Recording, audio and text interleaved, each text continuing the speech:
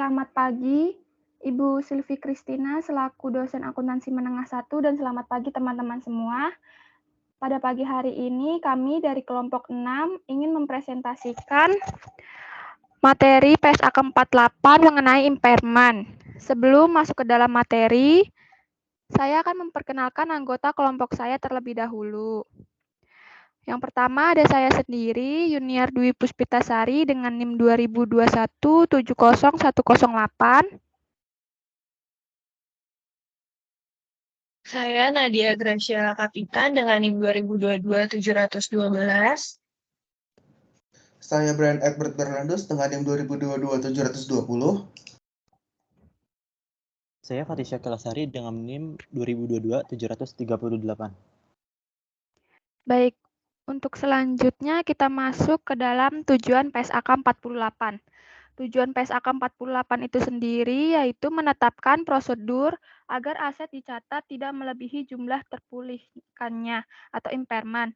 Aset dikatakan melebihi jumlah terpulihkan jika jumlah tercatat aset melebihi jumlah yang akan dipulihkan melalui penggunaan aset maupun penjualan aset. Ruang lingkup PSAK 48 diterapkan untuk akuntansi penurunan nilai terhadap semua aset, kecuali yang pertama itu ada persediaan. Lihat pada PSAK 14, yaitu tentang persediaan. Yang kedua ada aset yang timbul dari kontrak konstruksi. Lihat pada PSAK 38 mengenai akuntansi kontrak konstruksi. Lalu yang ketiga ada aset pajak tangguhan. Lihat di PSAK 46 mengenai akuntan pajak penghasilan. Yang keempat ada aset yang timbul dari imbalan kerja, lihat pada PSAK 24 mengenai imbalan kerja. Yang kelima ada aset keuangan yang termasuk dalam ruang lingkup PSAK 55 itu mengenai instrumen keuangan, pengakuan, dan pengukuran. Yang keenam ada properti investasi yang diukur pada nilai wajar, lihat pada PSAK 13 mengenai properti investasi. Yang ketujuh ada biaya akuisisi tangguhan dan aset tidak berwujud yang timbul dari hak kontraktual penanggung berdasarkan kontrak asuransi yang termasuk dalam ruang lingkup PSAK 28 mengenai kontrak asuransi. Yang kedelapan ada aset tidak lancar atau kelompok lepasan yang diklasifikasikan sebagai dimiliki atau dijual sesuai dengan PSAK 58 mengenai aset tidak lancar yang dimiliki untuk dijual dan operasi yang dihentikan. Lalu untuk materi selanjutnya akan dijelaskan oleh rekan saya yaitu Nadia. Ruang lingkup. PSAK 4 ini berlaku untuk aset keuangan yang dikelompokkan sebagai investasi dalam yang pertama entitas anak. Bisa dilihat di PSAK 4 tentang laporan keuangan tersendiri. Yang kedua, ventura bersama. Bisa dilihat di PSAK 12 tentang bagian partisipasi dalam ventura bersama. Yang ketiga, entitas sosial. Bisa dilihat di PSAK 15 mengenai investasi pada entitas asosiasi. PSAK 48 juga berlaku untuk aset yang dicatat pada jumlah revaluasi atau nilai wajar, seperti model revaluasi dalam PSAK 16 mengenai aset tetap. Konsep dan istilah penting. Di dalam PSAK 48 terdapat istilah-istilah penting. Yang pertama itu impairment test, yang kedua impairment loss, yang ketiga carrying amount, yang ketiga recoverable amount, yang kelima depreciable amount, yang keenam value in use, yang ketujuh fair value less cost to sell, yang kedelapan cash generating unit, yang ke-9 cost of disposal, yang ke-10 corporate asset, yang terakhir adalah goodwill. Impairment. Pertama, impairment itu sendiri adalah penurunan permanen dalam nilai aset yang mewakili perbedaan antara nilai buku aset dan nilai wajarnya. Impairment terjadi jika nilai tercatat aset lebih besar dari jumlah terpulihkan. Yang ketiga, ada atau tidaknya indikasi penurunan nilai diuji secara periodik melalui tes yang dinamakan test of impairment. Di sini terdapat rumusnya, yaitu carrying amount sama dengan nilai aset dikurang akumulasi penyusutan dan akumulasi rugi penurunan nilai. Jika carrying amount-nya lebih besar dari recoverable amount itu dinyatakan impairment-nya loss. Impairment. Pada setiap akhir periode pelaporan, suatu entitas harus menilai apakah terdapat indikasi suatu aset mengalami penurunan nilai. Jika terdapat indikasi tersebut, entitas mengestimasi jumlah terpulihkan aset tersebut.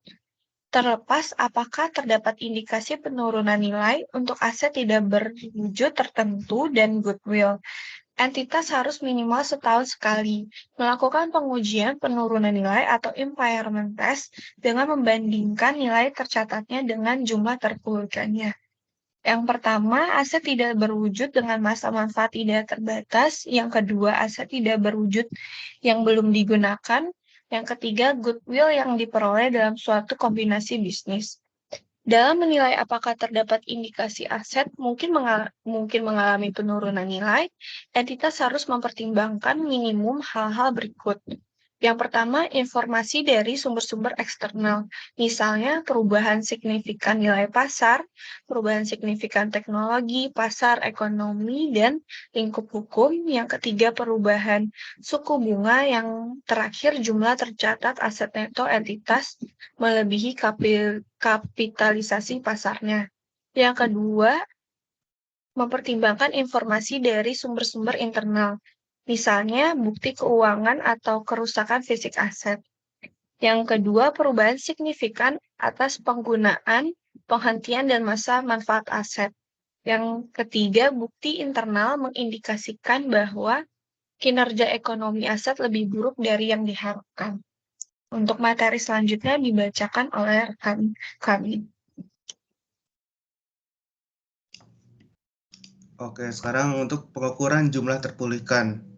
Ketika terdapat indikasi bahwa terdapat penurunan nilai suatu aset pada setiap periode, pelaporan atau bila mana terdapat aset tidak berwujud atau goodwill merupakan subjek pengujian penurunan nilai, secara tahunan entitas disyaratkan harus mengukur jumlah terpulihkan aset tersebut.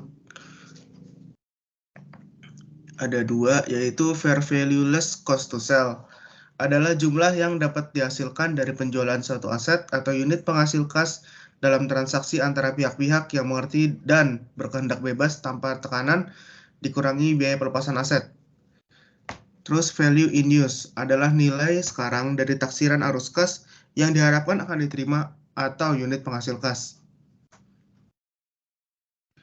Impairment. Fair value less cost to sell. Bukti terbaik adalah harga dalam suatu perjanjian penjualan yang mengikat yang dibuat dalam suatu transaksi antara pihak-pihak yang independen, disesuaikan dengan biaya tambahan yang dapat dikaitkan secara langsung dengan pelepasan aset. Apabila tidak terdapat perjanjian penjualan yang mengikat, namun aset diperdagangkan di pasar aktif, berdasarkan harga aset dikurangi biaya pelepasan aset tersebut. Apabila tidak terdapat perjanjian penjualan yang mengikat atau pasar aktif untuk aset, berdasarkan pada informasi yang terbaik yang ada untuk menggambarkan jumlah yang dapat diperoleh entitas. Pada akhir periode pelaporan, dari pelepasan aset pada nilai wajar dikurangi biaya pelepasan. Untuk value in use, nilai pakai adalah nilai sekarang dari taksiran arus kas yang diharapkan akan diterima atau unit penghasil kas. Elemen-elemen berikut harus diperhitungkan dalam penghitungan nilai pakai aset. Yang pertama, estimasi arus kas pada masa depan yang diharapkan entitas akan diperoleh dari aset. Yang kedua, ekspektasi mengenai kemungkinan variasi dari jumlah atau waktu arus kas masa depan tersebut. Yang ketiga, nilai waktu uang diwakili oleh suku bunga pasar bebas risiko yang berlaku. Yang keempat, harga untuk menanggung ketidakpastian yang melekat pada aset. Dan yang terakhir, faktor-faktor lain seperti likuiditas yang akan dipertimbangkan oleh pelaku pasar dalam nilai arus kas masa depan yang diharapkan entitas akan diperoleh dari aset tersebut. Nilai wajar dan nilai pakai. Nilai wajar itu adalah nilai yang mencerminkan asumsi yang digunakan pelaku pasar ketika menentukan harga aset. Sementara nilai pakai adalah nilai yang mencerminkan dampak dari faktor-faktor yang mungkin spesifik untuk entitas dan tidak dapat diterapkan untuk entitas secara umum.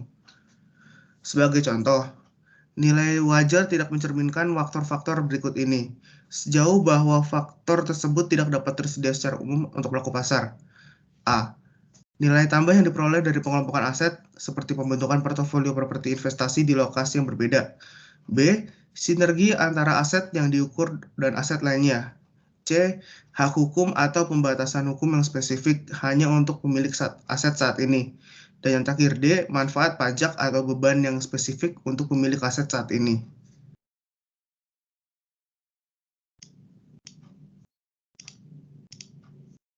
Lalu komposisi estimasi arus kas masa depan. Estimasi arus kas neto diterima atau dibayarkan dari pelepasan aset pada akhir umur manfaat ditentukan dengan cara yang serupa dengan penentuan nilai wajar aset dikurangi biaya pelepasan, kecuali dalam estimasi arus kas neto tersebut. Yang pertama itu, entitas menggunakan harga yang berlaku pada tanggal estimasi untuk aset serupa yang telah habis umur manfaatnya dan telah beroperasi dalam kondisi serupa dengan aset yang digunakan. Dan yang B, entitas menyesuaikan harga tersebut atas dampak kenaikan harga masa depan akibat inflasi umum maupun kenaikan atau penurunan harga secara spesifik. Namun demikian, jika estimasi arus kas pada masa depan dari penggunaan aset dan tingkat diskonto mengecualikan dampak inflasi umum, maka entitas juga mengecualikan dampak tersebut dalam estimasi arus kas neto pelepasan aset. Lalu untuk materi selanjutnya akan dijelaskan oleh teman saya. Oke.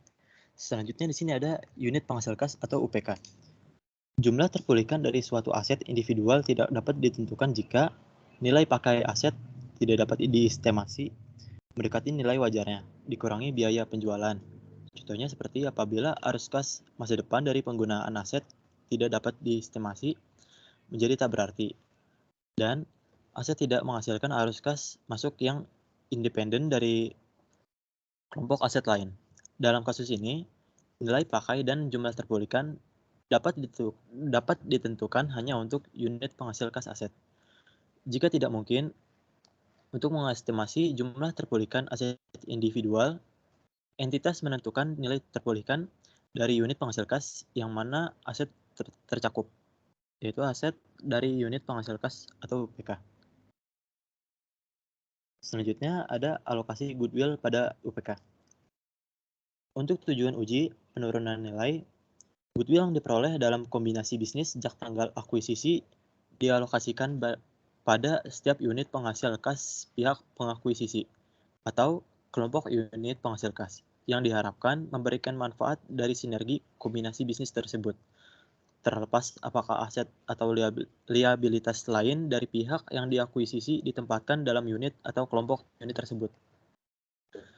Lalu selanjutnya ada setiap unit atau kelompok unit yang memperoleh alokasi goodwill.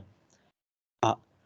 Menunjukkan tingkat terendah dalam entitas yang goodwill-nya dipantau untuk tujuan manajemen internal. Dan B.